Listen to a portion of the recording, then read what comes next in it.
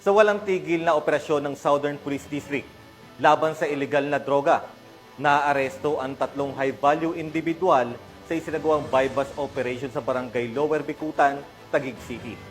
Patrolwoman Meritone Beba sa report.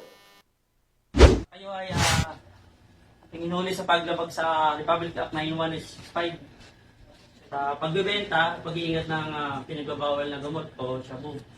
At kayo rin ay hindi karapatang manahimik o magsawalang kibo. Ano man ang inyong sabihin ay pwedeng gamitin laban sa inyo saan mang korte sa Pilipinas. Sa pagtugis ng mga otoridad laban sa iligal na kalakalan ng droga, matagumpay na naaresto ng District Drug Enforcement Unit, katuwang ang District Intelligence Division ng SPD at Substation 9 ng Taguig City Police Station ang 3 bagong tukoy na high-value individual sa isang high-impact bypass noong August 8 taong kasalukuyan. Pinangunahan ni Police Major Cecilio G. Thomas Jr. ang operasyon na isinagawa sa loob ng isang hotel sa Manuel Quezon Road, Barangay New Lower Bicutan, Taguig City. Ito ay pasado alas 7 ng gabi.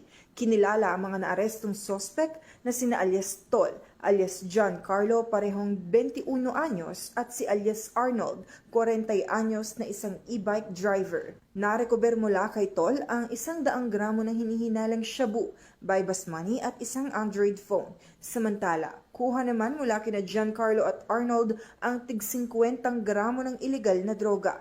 Umabot sa kabuang 200 grams ang nakumpiskang ipinagbabawal na gamot na may tinatayang halaga na 1,360,000 pesos.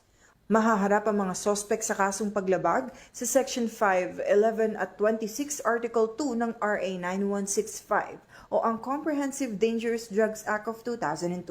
Pinuri naman ni Acting District Director SPD Police Brigadier General Randy E. Arceo ang mabilis na koordinasyon at mahusay na pagpapatupad ng operasyon.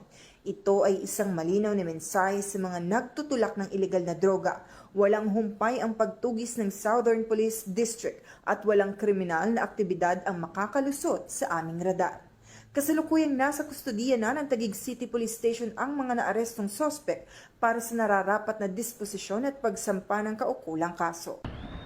Mula dito sa Southern Police District, ako ang inyong PNN correspondent, Patrolwoman Meritone Beba, alagad ng batas, tagataguyod ng Bagitang Police.